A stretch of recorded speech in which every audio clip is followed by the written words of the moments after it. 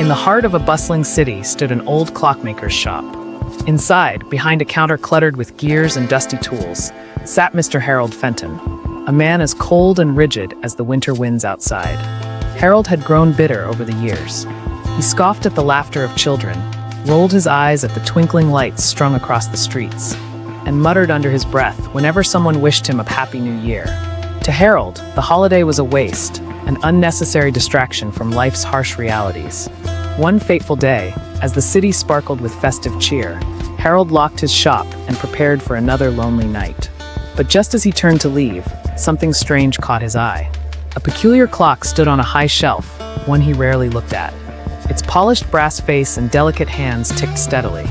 Harold frowned. He didn't remember making or acquiring this clock. Curiosity piqued, he lifted it down. As soon as the clock struck midnight, a strange hum filled the room, and Harold felt a chill run down his spine. The ticking stopped, and the shop fell into an eerie silence. Suddenly, a soft glow illuminated the room. Before Harold stood a figure cloaked in shimmering light.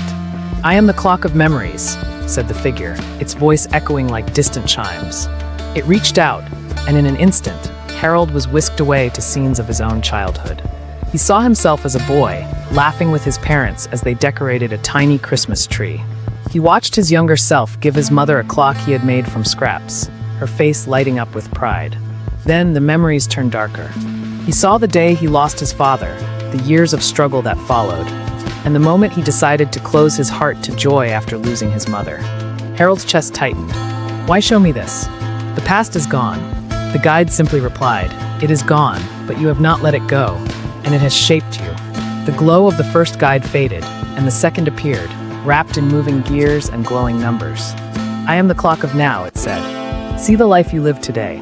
Harold found himself in his shop, watching himself chase away a group of children admiring the clocks in his window. He saw a young couple leave in disappointment after he refused to lower the price of a clock they wanted for their first New Year celebration together. But then, the guide showed Harold something unexpected. A woman carefully placed a clock on her mantelpiece, a clock Harold had fixed for her months ago. It was old, with brass edges worn by time, yet it gleamed with new life. As she positioned it, she spoke softly to her young child, who was playing nearby. "Mr. Fenton fixed it for me," she said with a smile. "It was my father's clock. It was broken, but now it's good as new. Mr. Fenton is grumpy, yes, but deep down, I know he has a kind heart." Harold stood motionless, a wave of emotion crashing over him. He hadn't realized that his work, his skill, had touched someone like this. His brow furrowed. I never knew I meant something to anyone." The guide, who had remained silent until now, turned to him with a quiet, knowing look.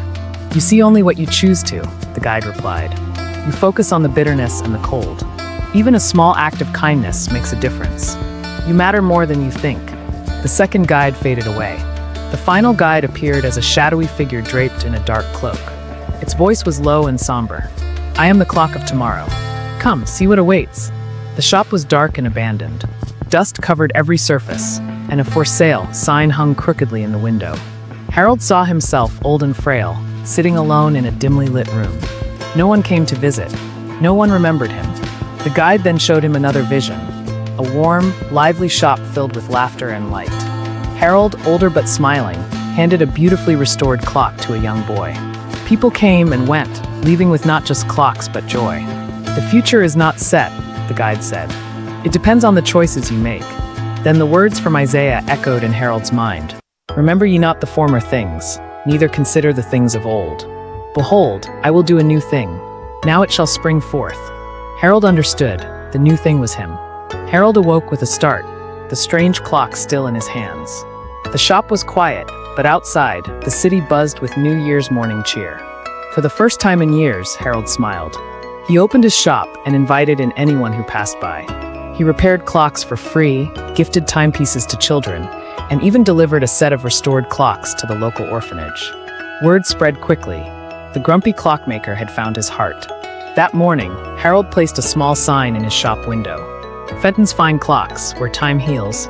From that day onward, Fenton's Fine Clocks became a symbol of generosity and warmth.